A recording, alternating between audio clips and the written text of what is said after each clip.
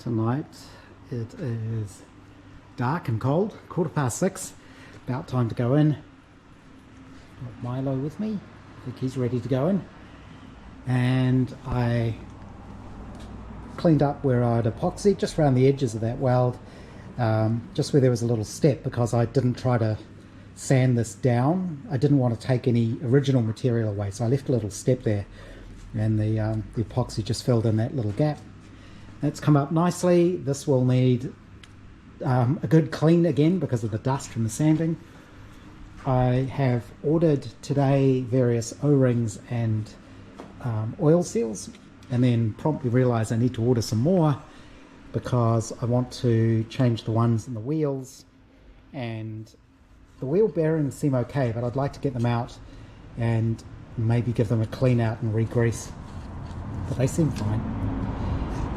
So the wheel tonight, I took the tire off. The tire was rock hard. I ended up cutting it off because I'm not going to reuse them. I didn't want to use the tire irons on this, I think it's anodized aluminium rim. You can see where there's a few little nicks and things on the outside. I'm not sure how I'm going to get the new tires on them. I don't want to use the irons on this if I can avoid it. I wonder if I can, there must be another way I can do it, or I can pad them out or something, wrap them in tape, anything. I don't want to ding up the edge any more than it's already dinged up. So you can see around there, it's been dinged up before. But I removed the old bushes.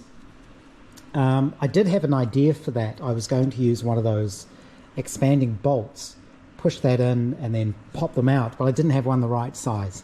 So I had to resort to more brutal methods, which was drill out the bush. I was going up subsequent sizes of drill bit. This one just came loose, so it caught in the drill in the middle, ripped out, which was good. And then I drilled out the other middles and I cut away all the rubber. I was using this little bit on my Dremel. It's kind of a spiral cutting bit. I don't know what that's for. I've got a funny feeling it's something to do with tile grouting. I'm not really sure. On my little micro Dremel, which I've just realized is now broken. It's lost one of its recharging contacts, so I need to open it up and see if I can fix that. It's been a good little thing. Speaking of this, I was using my other Dremel, which is down here somewhere. This one.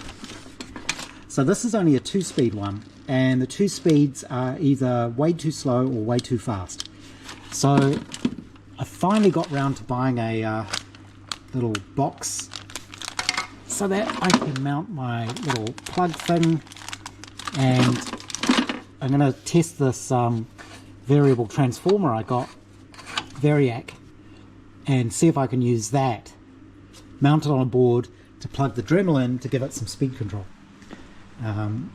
Apart from that box, everything else came from either the tip shop or sort of second-hand market, so nothing's cost that much. I think so far the most expensive thing is that little junction box, which was $11. I've even got an old heavy-duty power cable here I'm going to use on it, so that was all just from junk. But what was I talking about? That's right, the bushes. So I used that thing on the Dremel to get rid of the most of the rubber on the inside, and then I used the same trick you use on the Valicet heads to get the water stubs out, which is using the die grinder with a tungsten burr.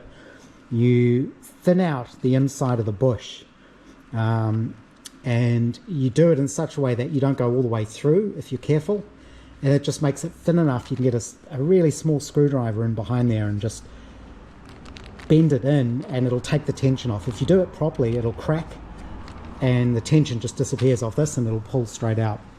I was being very careful with this because I think this is cast. Is that bit cast? Yeah, that bit's cast. The spokes are steel and the rim is aluminium. So I wanted to be careful. I didn't want to damage it. But that worked well. I was able to get those out. You can see little marks in there where the old ones have been pushed in. And from China, good old AliExpress, I've noticed it used to be the stuff you got on AliExpress was cheap and crappy. A lot of it still is. But if you're careful, what you find is a lot of the stuff on there now is the same stuff you buy in shops locally. So these are the bushes. They're about 1 millimeter shorter than the other ones, but I think that'll be fine, and I should be able to push those in there. Once I get the bearings and the seal out of here, I may heat this up with an air gun, a hot air gun, just so I can push these in. They feel pretty tight, just to make it a bit easier for them to go in, because I really don't want to crack this. That would be bad. I'm not sure what this little kit is off. It's off one of those Chinese bikes that's kind of a copy of the Hondas. But it has new pins, new bolts. They're a much tighter fit. The circlip that came with it is a little bit small, but the old one cleaned up fine. So that's what I'm going to use. These obviously I throw away. I've carefully cleaned around all the rivets. They're all fine. There's no cracking around any of those.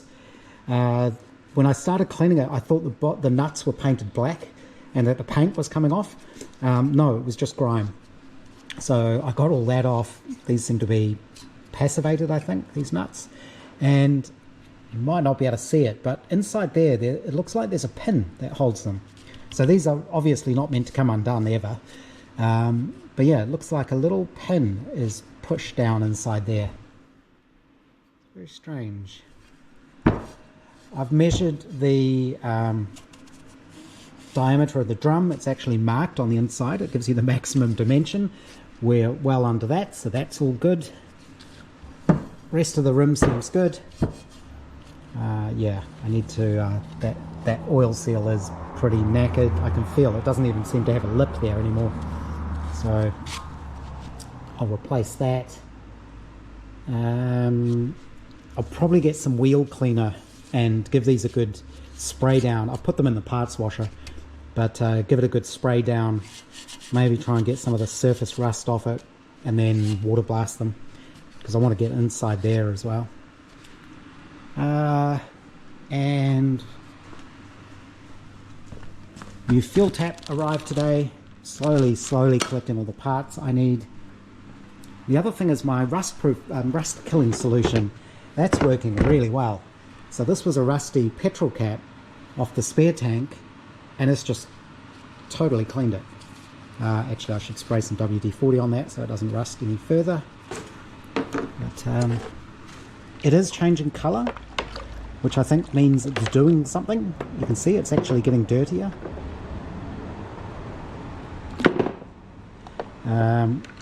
That is that foot pedal box that I took apart ages ago and haven't reassembled. I think I need a stronger magnet. The other thing that would help would be some kind of basket. I'll probably make something out of chicken wire. But also in here, is that it? That is it, but I can't fish it out. And I'm not sticking my hand in even though I've got gloves, because I think there's pinholes in these gloves now from all the cleaning I've been doing. There we go. So that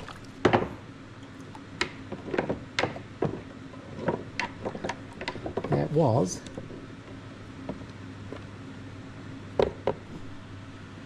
the fuel cap,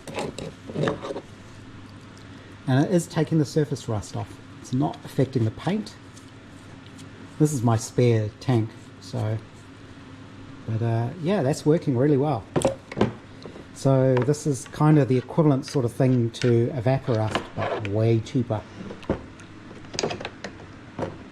Yeah, I definitely need a stronger magnet.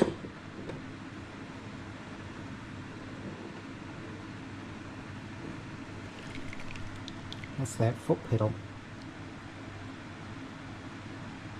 So there's no rust on that at all. I think I can probably take those out tomorrow.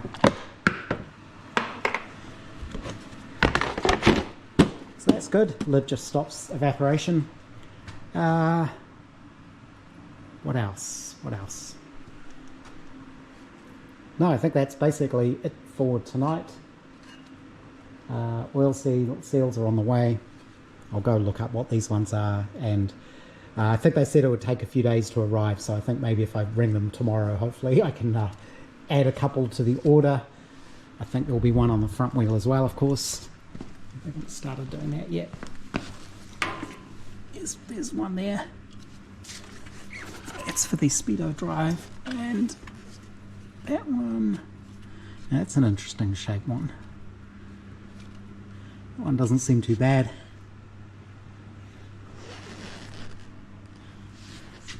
And the brake drum, yeah, that's going to need a good clean up. There is a lot of dust in there. I've got new brake shoes. And I was thinking of putting this, which is the pin for the kickstand, through the bath, get the rust off it, but this is bent. So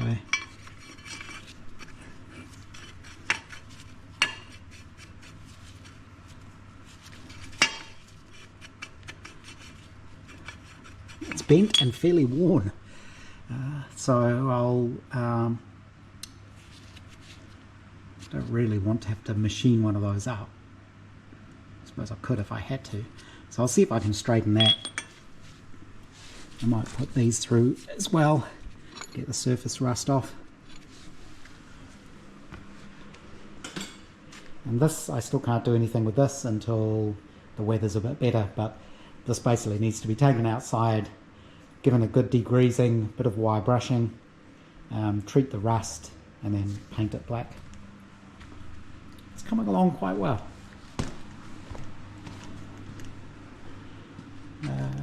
Yeah, it was quite hard work trying to get those little rubber bushes out, but I think it's one of those things that'll just make the bike a lot nicer, a lot better.